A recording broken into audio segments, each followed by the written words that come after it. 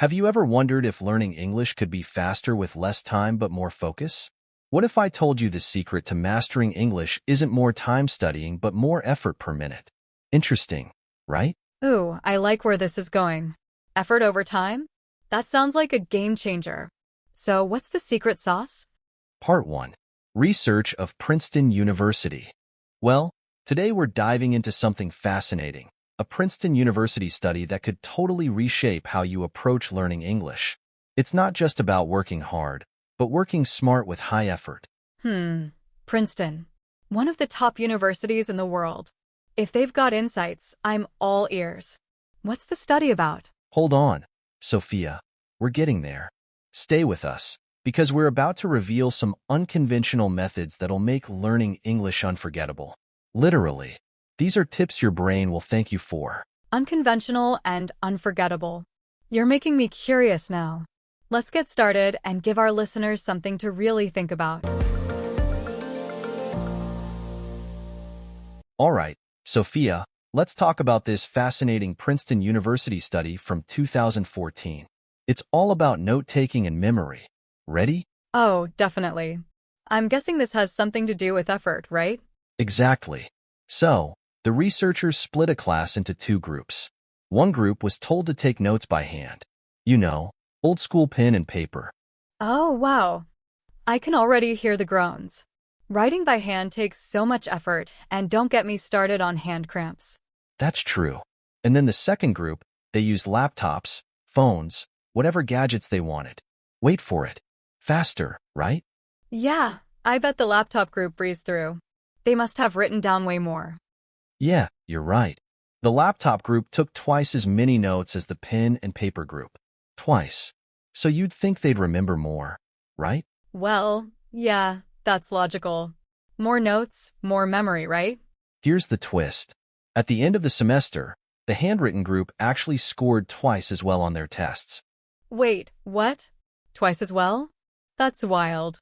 Why would that happen? It's called the principle of effort. Writing by hand is harder. It makes your brain work more. That extra effort helps lock the information into your memory. Oh, I see. So it's not about how much you write, but how deeply your brain processes it. It's like your brain saying, if I'm going to work this hard, I might as well remember it. That's such an interesting idea. So passive learning. Like just listening to audiobooks isn't enough if you want to truly remember something. You know, Sophia, this principle of effort reminds me of something. Imagine you get a small cut on your hand. Oh no, Henry, this example makes me wincing. I'm sorry, but stay with me. If it's just a tiny scratch, you barely notice it. You'll probably forget it in a day or two. But if it's a deeper cut, one that stings and makes you say ouch, you remember it way longer, don't you? Oh, I see where you're heading. The more pain or effort you go through, the more it sticks with you. Yes, learning works the same way. When something is easy and effortless, your brain doesn't treat it as important. But when it's tough and takes effort, it's like your brain says, whoa, I better hold on to this. It must matter. That makes so much sense. So effort is like the sting that helps your brain remember. Yeah, a little. Discomfort now for long-term gain. And that's what makes this principle so powerful for learning English. Part 2, Active Note-Taking Technique. Let's talk about how writing by hand can actually boost memory. It sounds old school, doesn't it? Totally, but it works.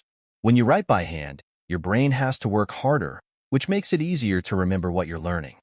So for English learners, they should keep a small notebook handy to jot down new words or phrases, right? That's right. Forget using your phone for this. Go old-fashioned. Write down words when you're reading, watching, or even listening to English. What about those light bulb moments? Like when you suddenly understand something in English. Should you write those down too? Absolutely. Use that notebook for those aha moments. Pause whatever you're doing, write it down, and maybe add a quick summary. It really helps it stick.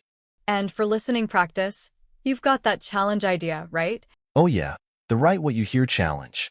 Pick a short audio clip, maybe from a podcast or a TV show. Write down every single word you hear, even if you're unsure. That sounds intense, but effective. And then they can compare it to the transcript afterward? Exactly. And for an extra twist, try summarizing the clip in your own words, without looking at the transcript. Ooh, that's a good one. It forces you to really think about what you heard. And you mentioned something about translating too? Yeah, it's the translation double loop. First, take an English text and translate it into your native language. Then, after a few hours, translate it back into English without checking the original. Wow, that's such a brain workout. But I can see how it'd help with grammar and vocabulary. Exactly. Both techniques require effort, but that's what makes them so effective. Effort creates results. Part 3. Special memory hacks using effort. All right, Sophia, let's talk about some creative ways to boost memory through effort. Ready? Always. So what's the first hack? It's called effort memory anchors. Take a tricky word, like meticulous, and associate it with something personal. Okay, so for meticulous, I could draw myself carefully organizing my desk. Is that the idea? Yeah, adding effort and creativity, like drawing or imagining, makes the word unforgettable. I love that. It's like making the word yours. What's next? So next one is effortful reading with intonation. Take a paragraph from a book, read it out loud, but use exaggerated emotions or accents. So I could read a serious text in, like, a super dramatic voice? That sounds fun. And record yourself, then replay it to check clarity and pronunciation. It's not just fun. It really helps you connect to the words. That's so engaging. What's the third hack? Teach to remember. Take a tricky grammar rule or vocabulary set and turn it into a mini lesson. Like, I could create an infographic about past perfect tense and share it online. Yes, or even teach it to your pet. Seriously, teaching forces you to simplify and deeply understand the concept. These hacks are genius, Henry. They're so interactive and honestly, they sound like fun ways to learn English. Well, that's the goal. Put in the effort, make it enjoyable, and watch your English skills soar. Guys, take the challenge. All right, let's get our listeners involved. How about a little challenge? Ooh, I love challenges. What's the plan? Here it is. Pick a short 2-minute English audio clip. It could be a podcast, a YouTube video, or even a TV show. Got it. Then what? Then listen closely and write down every single word you hear. No skipping, even if it's tricky or you're unsure of the spelling. That sounds intense, but I bet it's super effective. What should they do after that? Well, after that, go back, listen again, and compare your notes with the actual transcript if there's one. You'll see how much your listening improves. And if you want to go the extra mile, try summarizing what you heard in your own words. No peeking at the transcript. And here's the best part. Share your notes or your summary with us. We'd love to see how you did. Yes, leave a comment. We'll cheer you on and maybe give you some feedback too. So what do you guys think? Are you up for the challenge? Give it a try today and see the results for yourself. It's a great way to push yourself and make real progress. We can't wait to see how you do. All right, that's it for today's episode. We hope these effort-driven techniques inspire you to take your English learning to the next level. Remember, it's not just about time. It's about effort. Push yourself, and you'll be amazed at what you can achieve. And don't forget to try the challenge we shared. Let us know how it goes. We'll see you next time for more tips and tricks to master English like a pro. Bye for now.